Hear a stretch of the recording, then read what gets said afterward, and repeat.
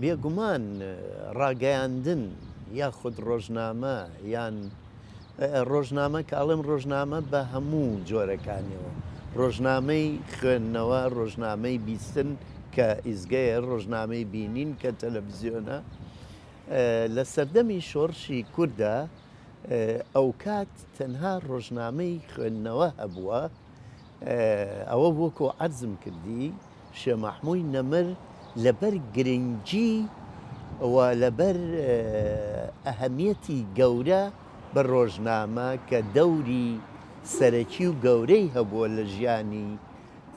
گەلدا و لە بە ئاگاهێنانەوەی کۆمەڵدا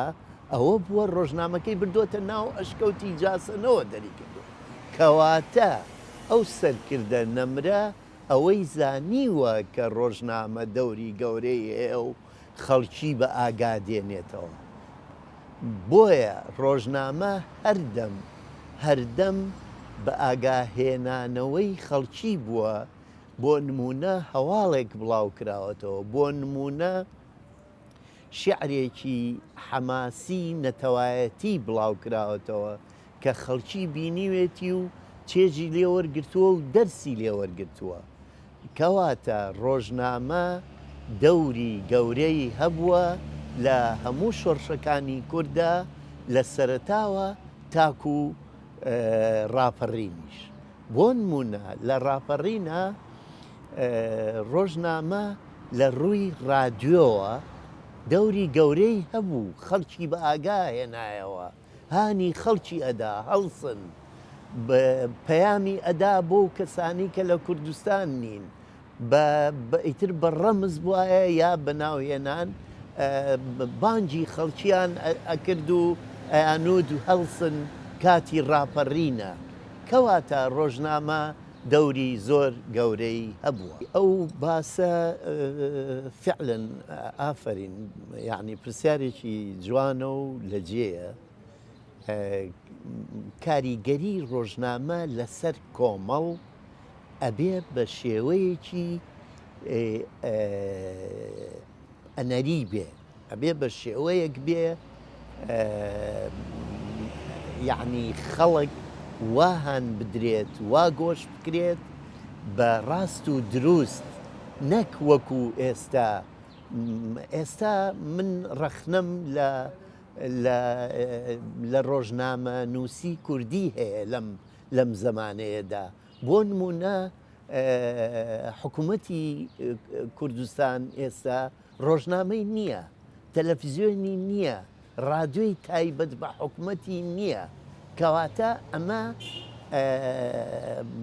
بە عەرەبی خەلەلێکی گەورەیە ئەمە یعنی نابێ وابێ و هەموو ڕۆژنامەکان و هەموو کەناڵەکان ئێستا دەتوانم هەر هەمویان بڵێم حیزبین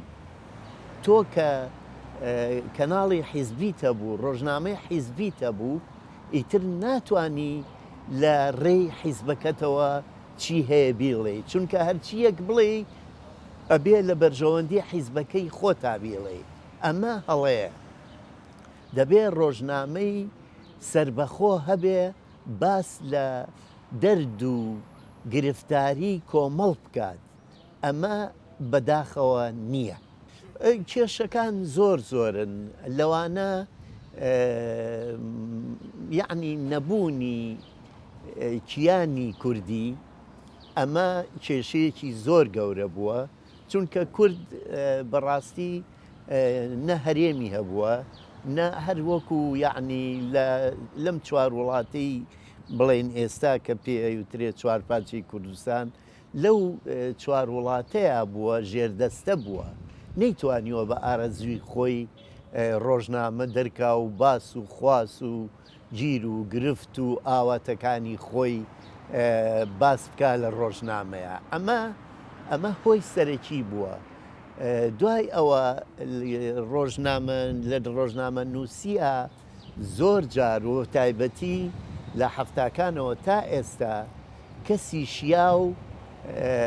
لە جێی خۆیدا نەنراوە وەک ڕۆژنامە نووس بەم دواییانە پەیمانگای ڕاگەیاندن و کۆلیژی ڕاگەیاندن کرایەوە دەنا جاران کەسێک لە خۆیەوە بەس نیمچە خوێنەوارێکی هەبوایە ئەچوو لە ڕۆژنامەیە ئیشی ئەکرد بەبێ ئەوەی بزانێ بنەماکانی ڕۆژنامە چییە بە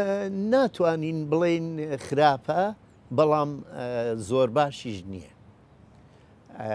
وەکو باسم کرد ڕۆژنامە ئێستا بە تایبەتی ڕۆژنامەی کوردی حیزبیە هەمووی ئەمە وەکو وتم کارەکاتە سەر ڕۆژنامە نووسێک ئەوەی لە دڵیایە بیڵێ بۆ نمونە ئەو حیزبەی کە ئەو لەو ڕۆژنامەیەی ئەو حیزبەیە ئیشەکە ڕەنگە ڕێی پێ نەدا ئەوەی لە دڵیایەتی بیڵێ ئەمە کارتێکردنە کاچی برا ئێمە لە حەفتاکان و هەشتاکان تاکو کۆتای هەشتاکان کە لە ڕۆژنامەیە ئیشمانە کرد دەوری گەورەمان هەبوو بڵێ بۆ پێتەڵێم شاعیر مەسەلەن بۆ نمونە شێرکۆ بێکەس شیعرێکی ئەنارد بڵاومانە کردەوە شیعری شێرکۆ بێکەس یا شیعری گەورەی مامۆستای شاعری گەورە لەتی فەڵمەد ئەمانە هاندەر بوون بۆ بەرپابوونی زیاتر شۆڕشی کورد لاوانیان هاان دەدا بە شیعرە نایەبەکانیان بە چیرۆکەکانیان بە وتار و لێکۆڵینەوەکانیان تاکو خەڵکی بیر بکەنەوە بیر لە بوونی نەتەوایەتی کورد خۆیان بکەنەوە هەرچەند هەندێکی یاخود زۆری بە شێوەی ڕەمزی مەسەلەن شعرێک بڵاوە کرایەوە بەڵام لە عینی کاتە هاندەر و هاوکار و ئەوە بووە بۆ پێشکەوتنی و هەڵگیرساندن و بەرەو پێشچوونی شۆڕشی کورد تاکو گەیشتە ئەم ڕۆژە دووسێ ڕۆژنامەی ئەهلی بێتە ئاراوە کە سربەستانە کە سربەخۆیانە ئیش بکەن ئەمانە ئەگەر سربەخۆیانە ئیش بکەن ئەو کاتە دەتوانرێ نووسین و شیعر و چیرۆک و وتار بە بێترس بڵاو بکرێتەوە و ببێتە هۆیەک بۆ پارچەکانی تری کوردستان بۆ خەڵکی پارچەکانی تری کوردستان نەیانویستووە و نایانەوێ ڕۆژنامە سربەخۆ بێ و ڕۆژنامە هەموو شتەیەک بنووسێ نمونە زۆرە ئەوە تا ئێمە ڕۆژنامەیەکی ئالی نییە کە باس لە خواستی گەورەی هەر چوار پارچەکەی کوردستان بکات هەموو ئاوات و خواستمان ئەوە بوو ڕۆژنامەیەکی ڕۆژانەی کوردی دەربچێ یعنی بە نووسین ئەمان نووسی من خۆم چەند جارێک ئاوەتە خواست بووم و نووسیمە خۆزگە کوردیش ڕۆژنامەیەکی ڕۆژانەی ئەبوو ئێستا ڕۆژنامەی ڕۆژانە هەیە بەڵام ئایا بە دڵی هەموو میلەتی کووردە ئەو ڕۆژنامانە من ئەڵێم نەخێر من ناڵێم ئەو ڕۆژنامانە خراپن بەڵام ئەڵێم بە دڵی هەموو میلەتی کوردنی دووسێ ڕۆژنامە هەبوو چوار پێنج گۆڤار هەبوو ئێستا ڕۆڵێکی زۆر گەورەیان هەبوو و زۆر ئەتوانم بڵێم هەموو نووسەران و ئەدیبانی کورد ئەیان خوێندەوە و ئاگاداری ڕەوتەکە بوون لە هەموو ڕوێکەوە فڵان کەس شعرێکی بڵاو کردەوە بینیت لە ڕۆژنامەی هاوکاریە یا لە گۆڤاری بەیانە یا لە ڕۆژی کوردستانە یا لە کوێ بڵاو بۆەوە بەڵێ بینیم ئەیانوت ئێستا زۆری و بۆریە ئێستا ئەوەش بیر نەچێ کارتێکردنی ئەنتەرنێت و ڕۆژنامەی ئەلیکترۆنی و گۆڤاری ئەلیکترۆنی ئەوەش کاری کردوتە سەر ئەوەی کە خەڵکی خوێنەری ڕۆژنامەی وەرەقی نەبێت لەم ڕۆژە پیرۆزەدا کە یادیەکەینەوە 22 چواری 1998 کە یەکەم ڕۆژنامەی کوردی دەرچووە دەبێ چەپکە گوڵی ڕازاوە پێشکەش بە خانەوادەی بەدرخانیەکان بکەین بە هەموو ئەو ڕۆژنامە نووسانەی کە دەوریان هەبووە و من بە تایبەتی لەلایەن خۆمەوە چەپکە گوڵ پێشکەش بە مامۆستاکانم ئەەکەم کە فێری ئەو کارە پیرۆزیان کردم بە فەرمی تا دو-سێ ساڵ ئیشم تیا کرد دوایی هەر بەردەوام بووم تایە بەس بە غێر فەرمی ئەوجا لە ڕۆژی کوردستانە بە ڕێوەبەری نووسین بووم دوای ئەوە لە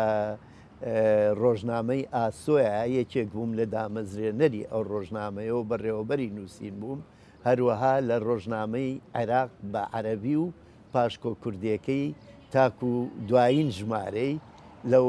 لەوانەیە کارم کردووە و نووسینم لە